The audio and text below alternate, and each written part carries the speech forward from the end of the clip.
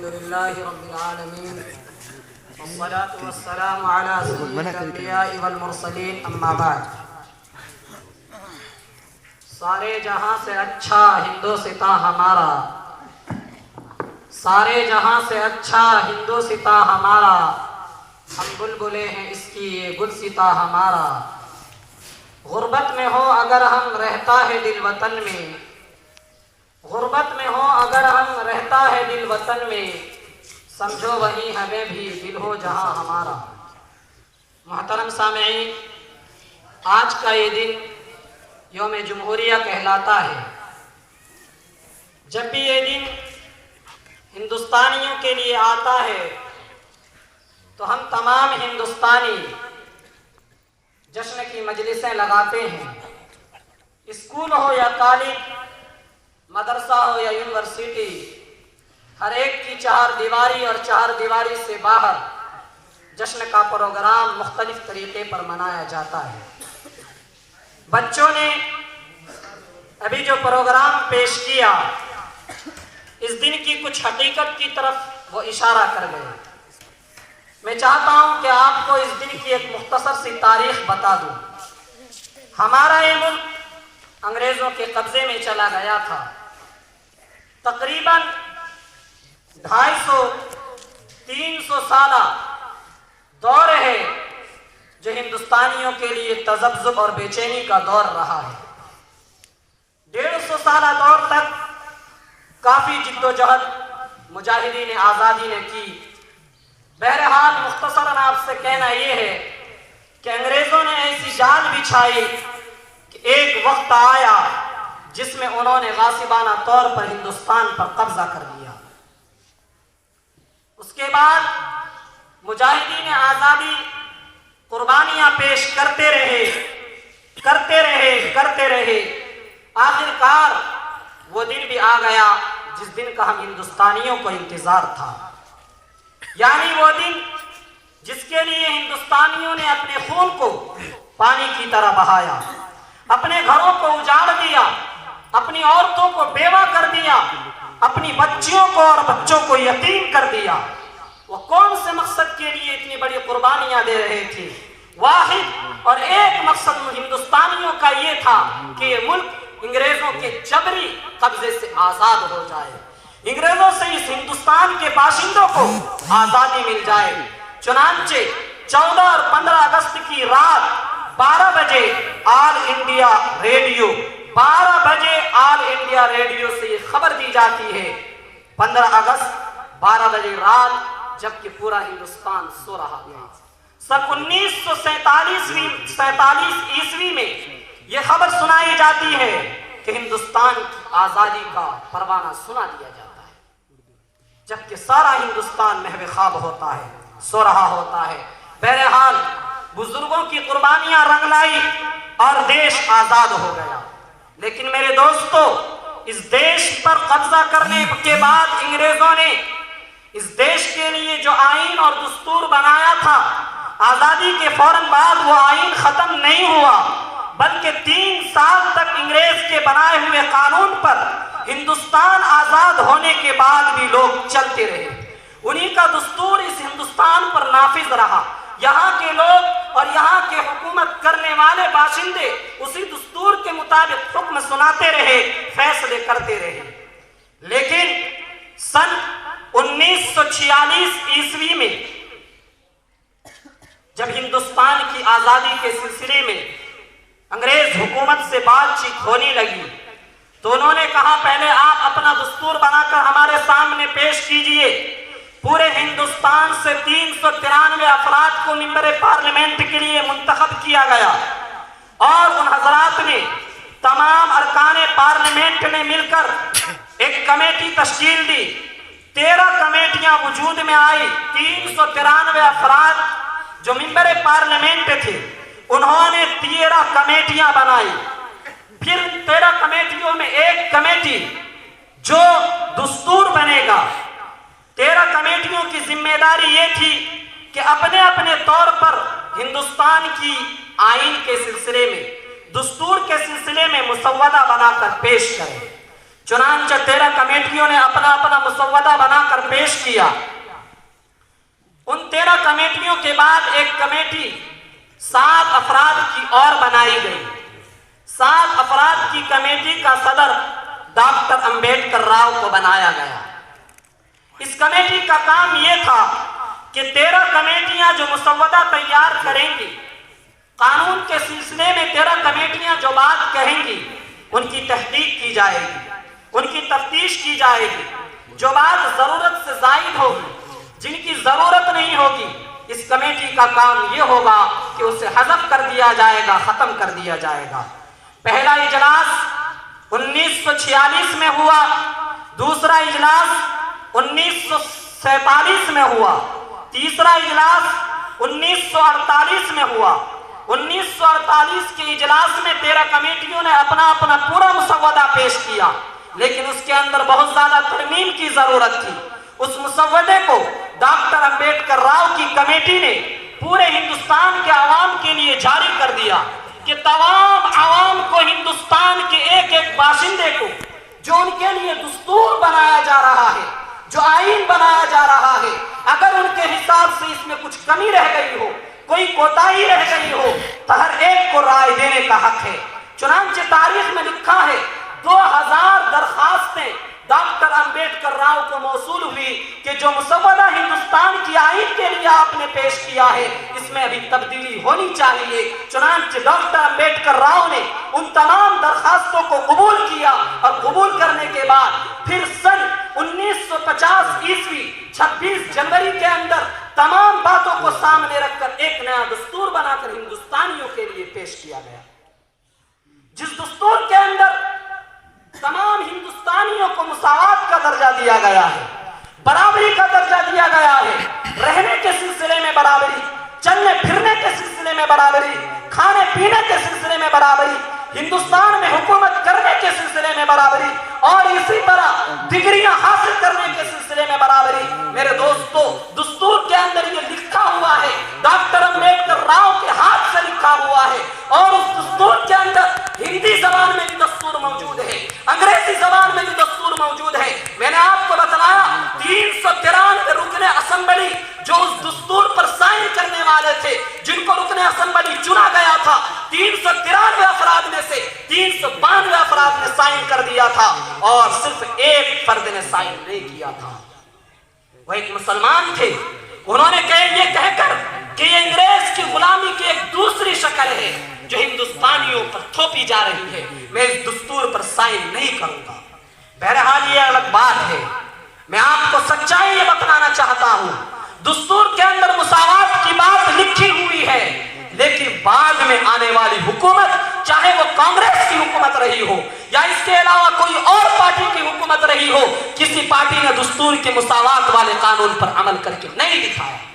اقلیت کو سب نے دبا کر رکھا ہے، اقلیت کو سب نے نیچا دکھایا ہے، اور ماحول اتنا برا بنا دیا گیا میرے دوستو، فضا اتنی مسموم کر دی گئی، اتنی خراب کر دی گئی ہے کہ آج ہندوستان میں، وہ ہندوستان جو گنگا جمنی تہذیب کا گہوارہ تھا، وہ ہندوستان جہاں ہندو مسلمان اخوت و بھائی چارگی کے ساتھ زندگی گزارا کرتے تھے، وہ ہندوستان جہاں مسلمان ہندوؤں کو اپنے گلے لگایا کرتا تھا، جہاں ہندو بھائی مسلمان کے دسترخوان پر بیٹھ کر کھایا کرتے تھے، آج ایک ہندو مسلمان کو دیکھتا ہے تو منہ موڑ لیتا ہے، آج ایک مسلمان ہندو کو دیکھتا ہے خوف زدہ ہو جاتا ہے۔ آپس میں ایک دوسرے کو دشمن بنا دیا گیا، آپس میں ایک دوسرے کو متنفر کر دیا گیا۔ یہ سب ماحول کیوں بنایا جا رہا ہے؟ میں ایک جملے میں آپ کو اس کا جواب دینا چاہتا ہوں، ہندوستان کے ایک ایک باشندوں، چاہے وہ کسی بھی دھرم سے تعلق رکھنے والے ہو، ہندو ہو یا مسلمان، سکھ ہو یا عیسائی، سمجھنے کا وقت آ گیا ہے۔ انگریز نے یہ نعرہ دیا تھا، لڑاؤ اور حکومت کرو۔ ہماری موجودہ سیاستدانوں کا یہ نعرہ ہے کہ نفرت پیدا کرو اور حکومت کرو۔ الفاظ بدل گئے ہیں، پالیسی وہی ہے، مقصد وہی ہے، حکومت کرنا۔ انگریزوں کا مقصد بھی تھا حکومت کرنا، آج کی موجودہ دور کی جو سیاست پارٹیاں ہیں ان کا مقصد بھی ہے حکومت کرنا۔ ہندوستانیوں، ہندوستان کے ایک ایک باشندوں، کان کھول کر سن لو، حکومت پر بیٹھے لوگوں کا کچھ بگڑنے والا نہیں ہے، چاہے وہ کسی بھی پارٹی سے تعلق رکھنے والا ہو۔ زمینیں تمہاری جائیں گی، جائیداد تمہاری جائے گی، تمہاری اولاد یتیم ہوگی، تمہارے بچے یتیم ہوں گے، تمہارے مال تباہ ہو جائیں گے، سمجھو گے تو مٹ جاؤ گے، نہ سمجھو گے تو مٹ جاؤ گے ہندوستان والوں، نہ مت سمجھو گے تو مٹ جاؤ گے ہندوستان والوں، تمہاری داستان تک بھی نہ ہوگی داستانوں میں۔ اس لیے میرے دوستو، میں بلا تفریق مذہب سب کو یہ پیغام دینا چاہتا ہوں، واقعی سچائی یہی ہے کہ یہ دن خوشی کا دن ہے، چنانچہ ہم خوشی کا اظہار کرتے ہیں، اپنے اپنے انداز سے خوشی کا اظہار کرتے ہیں، لیکن اصل چیز کو ہم بھول جاتے ہیں۔ یہ دن ہمیں ایک پیغام دے کر جاتا ہے کہ ہم گزرے ہوئے حالات کو موجودہ حالات سے ملا کر نتیجہ نکالیں۔ ہمارے اکابر نے، ہمارے اسلاف نے جو قربانیاں پیش کی ہیں، ان قربانیوں سے ہم سبق سیکھ کر زندگی گزارنے کا اپنا لائحہ عمل تیار کریں، لیکن ہم اس پیغام کو بھول جاتے ہیں۔ میرے دوستو، میں تاریخ کی دو چار بات بتا کر اپنی بات ختم کروں گا۔ آج جگہ جگہ صرف یہ بولا نہیں بلکہ اب اسکولوں کے نصاب میں داخل کر دیا گیا ہے کہ ہندوستان کی آزادی میں مسلمانوں کا کوئی حصہ نہیں رہا۔ آج چھوٹے چھوٹے بچوں کا یہ ذہن بنایا جاتا ہے، بنانے والے بنا رہے ہیں، لیکن ہم مسلمانوں کا اور تمام مسلمانوں کا اس تاریخ سے ناواقف ہونے میں اپنا قصور ہے، کسی دوسرے کا قصور نہیں ہے۔ ہم علماء سے ہندوستان کی جنگ آزادی کی تاریخ معلوم نہیں کرتے، ہم مدرسے اور مسجدوں میں بیٹھے علماء سے اپنا تعلق قائم نہیں کرتے، ہم مسجدوں کے اماموں سے جا کر یہ باتیں معلوم نہیں کرتے۔ ہم نے شریعت صرف اتنا سمجھ لیا ہے، نماز پڑھنا، روزہ رکھنا، زکوٰۃ دینا۔ دوستو، اسلام کی حفاظت کے لیے اسلامی قلعوں کی حفاظت کی ضرورت ہوتی ہے، وطن کی حفاظت کی ضرورت ہوتی ہے۔ اگر وطن میں عزت کی زندگی گزارنا چاہتے ہو تو ماضی کی تاریخ یاد رکھنی پڑے گی، ورنہ آج تو تانے سن رہے ہو، کل دھکے دے کے نکالے جاؤ گے، کوئی پرسان حال نہیں ہوگا۔ اس لیے ہمیں جب معلوم ہی نہیں ہوگا تو ہم غیروں کو جواب کیسے دے پائیں گے؟ اپنا تعلق علماء سے بناؤ، اپنی اولاد کو ہندوستان کی تاریخ پڑھاؤ تاکہ وہ دشمنان اسلام کا، غلط بولنے والوں کو منہ توڑ جواب دے سکیں۔ ہندوستان کی آزادی میں دو چار جملے بول رہا ہوں، آپ یاد رکھیے گا۔ ہندوستان کی آزادی میں جہاں برادران وطن نے حصہ لیا، جہاں ہمارے ہندو بھائیوں نے حصہ لیا، مسلمانوں نے ان سے کئی زیادہ حصہ لیا ہے۔ جنگ آزادی کی تاریخ انتہائی طویل ہے، بڑی لمبی تاریخ ہے۔ وہ مرد مجاہد جس نے سب سے پہلے انگریزوں سے لڑائی کی، وہ کوئی اور نہیں، ایک مسلمان تھا۔ 1756 عیسوی میں سرزمین بنگال پر انگریزوں کے خلاف سب سے پہلا لڑائی کا جھنڈا بلند کر کے نعرہ تکبیر لگا کر میدان میں کودنے والا اگر کوئی جانباز تھا تو وہ نواب سراج الدولہ تھا۔ تاریخ کو ہم بھول چکے ہیں، ہمیں کچھ نہیں پتا ہے۔ نواب سراج الدولہ میں ان لوگوں سے پوچھنا چاہتا ہوں، یہ کون تھے؟ کیا یہ مسلمان نہیں تھے؟ کیا انہوں نے 1756 عیسوی سے لے کر 1757 تک انگریزوں کے خلاف لڑائیاں نہیں لڑی ہے؟ میدان کارزار میں اپنے خون کا آخری قطرہ ہندوستان کی آزادی کے لیے انہوں نے بہایا۔ اس کے بعد دور آتا ہے حضرت مولانا شاہ عبد العزیز علیہ الرحمہ کا۔ میرے دوستو، جب ہندوستان پر دھیرے دھیرے ایک ایک علاقہ، ایک ایک قصبہ، ایک ایک گلی، ایک ایک ضلع، ایک ایک شہر، اس طرح کر کے ہندوستان پر دھیرے دھیرے قبضہ ہونے لگا، تو اس وقت اکابر علماء کو یہ فکر لاحق ہو گئی کہ شاید اب یہ ہندوستان غلام بن کر ہی رہ جائے گا۔ ہمارے علماء میدان میں آنا شروع ہو گئے، اکابرین نے میدان میں آ کر محاذ کو سنبھالا اور زبان کے ذریعے، قلم کے ذریعے، عملی جد و جہد کے ذریعے انگریزوں سے ڈٹ کر مقابلہ کیا ہے۔ سب سے پہلے وہ جس نے انگریزوں کے خلاف بات کہی، انگریزوں سے سب سے پہلی مخالفت کرنے والا اگر کوئی مرد مجاہد تھا تو وہ شاہ عبد العزیز علیہ الرحمہ تھے۔ شاہ عبد العزیز علیہ الرحمہ نے انگریزوں کے خلاف سب سے پہلے جہاد کا فتویٰ دیا اور کہا، اے ہندوستانیوں، کان کھول کر سن لو، تمہاری اس دھرتی پر 7 سمندر پار کے تن کے گورے من کے کانوں نے آ کر قبضہ کر لیا ہے، جبرن قبضہ کر لیا ہے۔ وہ اپنا مذہب تم پر جبرن پیش کرنا چاہتے ہیں، تم سب کو عیسائی بنا دینا یہ ان کا مقصد اصلی ہے. اس لیے ہندوستانیوں سمجھ جاؤ، میں آج فتویٰ دیتا ہوں کہ ہندوستان دارالحرب ہے، لہذا انگریزوں سے جہاد جائز ہے. انگریزوں سے جہاد کرو اور 7 سمندر پار آئے لوگوں کو وہی واپس کر دو جہاں سے یہ آئے. شاہ عبدالعزیز علیہ الرحمہ نے سب سے پہلے فتویٰ دیا، چنانچہ ان کے فتوے پر عمل کیا گیا. ان کے 2 شاگرد سید احمد شہید علیہ الرحمہ، شاہ اسماعیل شہید علیہ الرحمہ اس فتوے کے بعد میدان جہاد میں کود پڑتے ہیں. ہندوستان کے مختلف علاقوں میں جا جا کر ہندوستانیوں کو تیار کرتے ہیں اور انگریز کے خلاف محاذ آرائی کرتے ہیں. اس کے بعد وقت آگے بڑھتا رہتا ہے. آزادی اتنی آسانی سے نہیں ملنے والی تھی. وقت گزرتا رہتا ہے یہاں تک کہ 1857 کا وقت آ جاتا ہے. 1857 ہندوستان کی تاریخ کا ایک انتہائی دردناک وقت تھا. 1857 عیسوی کو عظیم بغاوت کہا جاتا ہے. میں آپ کو 1857 کی ایک حقیقت بتانا چاہتا ہوں. 1857 عیسوی میں کیا ہوا تھا؟ میرٹھ کے اندر فوجی بغاوت. علماء کرام نے سوچا اب تو ہندوستان پر یونین جیک لہرا دیا گیا، ہندوستانیوں پر انگریزوں کا مکمل قبضہ ہو چکا، اب کرنا کیا ہے؟ ان کے سامنے کچھ بولنا بھی اتنا آسان نہیں رہ گیا تھا.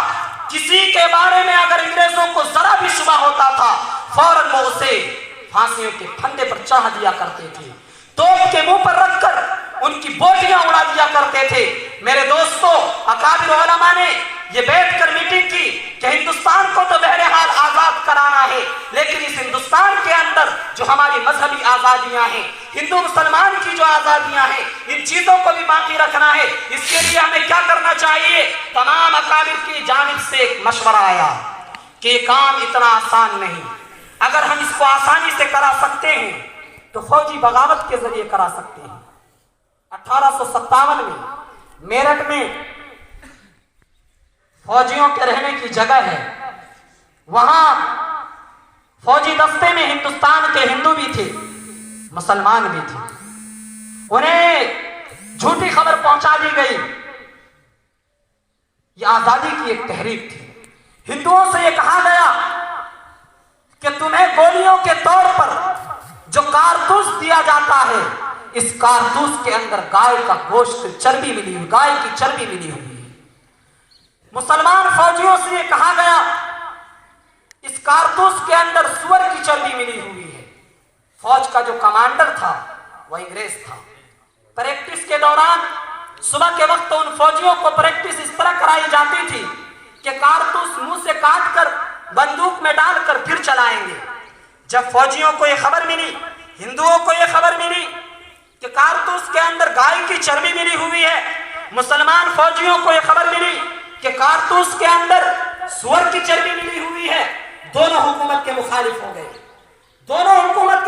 ہو گئے کہ کل جب پریکٹس سیشن کے دوران ہمیں کارتوس منہ سے کاٹنے کے لیے کہا جائے گا، بندوق کی گولی منہ سے کاٹنے کو کہا جائے گا، ہم نہیں کاٹیں گے. چنانچہ جب صبح کے وقت ان کے مشق کے لیے میدان میں ان کو بلایا گیا اور کارتوس کاٹنے کے لیے کہا گیا، تمام فوجیوں نے انکار کر دیا. فوج کے کمانڈر کو وہی انہوں نے قتل کر دیا.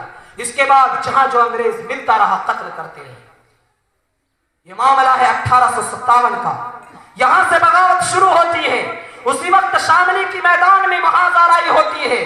شاملی کے میدان کے کمانڈر مولانا قاسم نانوتوی علیہ الرحمہ ہوتے ہیں، لیکن اپنوں کے غداری کی وجہ سے وہاں ہمارے اکابر کو شکست ہوتی ہے. اس کے بعد میرے دوستو، میں آپ کو ایک واقعہ سنانا چاہتا ہوں. کیرانہ کا محاذ لگتا ہے، یہ بھی 1857 کی بات ہے. کیرانہ میں حضرت مولانا رحمت اللہ صاحب کیرانوی علیہ الرحمہ ایک بڑی شخصیت ہے. ان سے پہلے کی 1857 سے 3 سال پہلے کا ایک واقعہ سناتا ہوں. اصل میں آزادی تو ہمیں ملی، سب کچھ ملا. جب انگریزوں کا قبضہ ہو گیا تھا، سب سے بڑی پریشانی میرے دوستو ہم جو نہیں جانتے وہ یہ ہے کہ انگریز نے یہاں کی حکومت پر قبضہ کر لیا تھا، لیکن ان کا مقصد اصلی تمام ہندوستانیوں کو عیسائی بنا دینا تھا. تمام ہندوستانیوں کو عیسائی بنا دینا. چنانچہ ان کا یہ نعرہ تھا کہ رنگ و نسل کے اعتبار سے تو ہندوستانی ہو، لیکن ذہن و دماغ کے اعتبار سے یہ عیسائی ہے. ان کا یہ نعرہ تھا. اور یہ صرف نعرہ نہیں، انہوں نے اس کو حقیقت کے طور پر کرنا چاہا. انگلینڈ سے، یورپ سے عیسائیوں کی بڑی بڑی پادریوں کی جماعت بلائی گئی اور ہندوستان کے گلی کوچوں میں پھیلا دیا گیا. ہندوستان کے گلی کوچوں میں پھیلا دیا گیا. اس سے پہلے انہوں نے پہلا کام یہ کیا کہ ہندوستان کے ایک ایک باشندوں کو، خاص طور پر مسلمانوں کو، مالی اعتبار سے ان کی حالت کمزور کر دی، تعلیمی اعتبار سے ان کی حالت کمزور کر دی. جب ان کے عیسائی پادری یورپ سے آئے تو انہوں نے ایک ایک پادری کو ہندوستان کے گلی کوچوں میں پھیلا دیا. وہ پادری کیا کر رہے تھے؟ وہ صرف یہ کر رہے تھے کہ ایک ایک مسلمان کے گھر پر جاتے اور جا کر انہیں کہتے کہ ہم تمہارے بچوں کو فری میں پڑھائیں گے، تعلیم فری، رہنا فری، کھانا فری، پینا فری. میرے دوستو، اس طرح کہے کہ ہندوستان کے بچوں کو، مسلمانوں کے بچوں کو دھوکہ دے دے کر انہوں نے لینا شروع کر دیا. چنانچہ ہمارے ننھے منو مسلمان اور ہندوستان کے باشندے اپنے بچوں کو ان کے حوالے کرنے لگے. اس وقت یہاں کے اکابر علماء کی اور فکر بڑھ گئی کہ نہیں، اب اس طرح مقابلہ نہیں کیا جا سکتا، اب مدرسوں کا قیام عمل میں آنا چاہیے. چنانچہ اسی محاذ میں دارالعلوم کا قیام اسی مقصد کے لیے عمل میں آیا کہ تعلیم ہم بھی فری رکھیں گے، کھانا ہم بھی فری رکھیں گے، رہنا ہم بھی فری رکھیں گے. چنانچہ دارالعلوم کا قیام عمل میں آ گیا. پھر مسلمان کے بچوں کو ہمارے اکابر محنت کر کے وہاں لے جانے لگے. میرے دوستو، اس طریقے سے محنت کی گئی. پھر ان کی ناکامی کس طرح ہوئی؟ وہ جو پادری آئے ہوئے تھے انہوں نے یہ دعویٰ کرنا شروع کر دیا مذہب اسلام غلط مذہب ہے.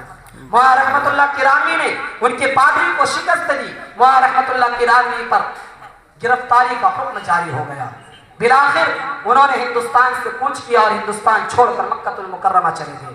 میرے دوستو، خلاصہ یہ کہ یہاں کے مسلمانوں نے جنگ آزادی میں بڑھ چڑھ کر حصہ لیا ہے. کیسا حصہ لیا؟ شروع سے لے کر آخر تک حصہ لیتے رہے. میں ایک چھوٹا سا واقعہ سنا کر اپنی بات ختم کرتا ہوں. آپ کو ہندوستان میں مسلمانوں کی قربانی کا اندازہ اس سے ہو جائے گا. حضرت مولانا محمود حسن دیوبندی علیہ الرحمہ، ان کی شخصیت کو ہم سب جانتے ہیں. یہ دارالعلوم میں پڑھنے والے سب سے پہلے طالب علم ہیں. انہی کے شاگرد مولانا حسین احمد مدنی ہیں. ان دونوں حضرات کو تحریک ریشمی رومال کی وجہ سے گرفتار کیا گیا. اصل تو حضرت مولانا محمود حسن دیوبندی کو گرفتار کیا گیا. 3 سال کے بعد حضرت کو چھوڑ دیا گیا. مالٹا کے قید خانے میں انہیں گرفتار کر کے رکھا گیا تھا. حضرت شیخ الہند علیہ الرحمہ کا جنازہ دہلی میں اٹھا.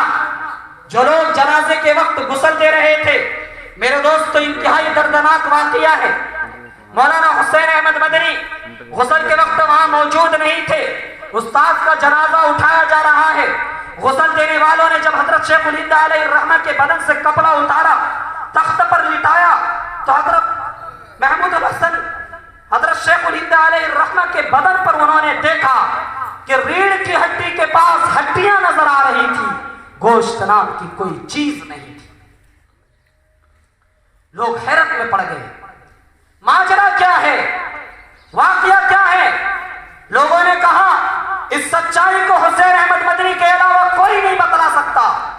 چنانچہ حضرت مولانا حسین احمد مدنی کو بلایا جاتا ہے. ان سے پوچھا جاتا ہے کہ آخر کیا ماجرا ہے کہ شیخ الہند علیہ الرحمہ کی پشت پر ہڈیاں تو ہیں لیکن گوشت نام کی کوئی چیز نہیں ہے. حضرت مولانا حسین احمد مدنی علیہ الرحمہ جو ہی یہ سنتے ہیں، آنکھوں سے آنسو جاری ہو جاتے ہیں اور کہنے لگتے ہیں کہ لوگوں، مالٹا کے قید خانے میں میرے استاد کے جسم سے انگریز کپڑے اتار دیتا تھا، لوہے گرم کر کر کے ان کی ہڈیوں کو داغتا تھا اور کہتا تھا کہ شیخ الہند، اب بھی تم اپنی حرکت سے باز آ جاؤ ورنہ تمہیں ایسی سخت سزائیں دی جائیں گی. لیکن میرے استاد یہی کہتے تھے کہ جب تک میرے جسم میں سانس کا آخری دم بھی باقی رہے گا، آخری سانس باقی رہے گی، تب تک میں ہندوستان کی آزادی کے لیے، اسلام کی آزادی کے لیے، مسلمانوں کی آزادی کے لیے قربانیاں پیش کرتا رہوں گا. میں تمہاری دھمکیوں سے خوف کھانے والا نہیں ہوں. یہ ہے سچائی. میرے استاد کا یہ حال انگریزوں نے کیا. یہ قربانیاں کس نے دی میرے بھائیوں؟ یہ قربانیاں مسلمانوں نے دی ہے، میری آپ حضرات سے بس اتنی سی اپیل ہے کہ اپنے بچوں کو ہندوستان کی تاریخ بتاؤ، اپنے بچوں کو اچھی تاریخ بتاؤ۔ آج اسکولوں کے اندر جو تاریخ پڑھائی جاتی ہے میرے دوستو، اس کے اندر انتہائی تبدیلی کر دی گئی ہے، اسے بگاڑ دیا گیا ہے۔ اصلی چہرہ ہمارے اسکول میں جو ننھے ننھے بچے پڑھتے ہیں انہیں اصلی چہرہ تاریخ کا معلوم نہیں ہے۔ تاریخ کی وہ روشن باتیں، تاریخ کی وہ قربانی کی باتیں جو مسلمانوں نے دی ہے، سب کو ایک پالیسی اور ایک سازش کی وجہ سے حذف کر دیا گیا ہے۔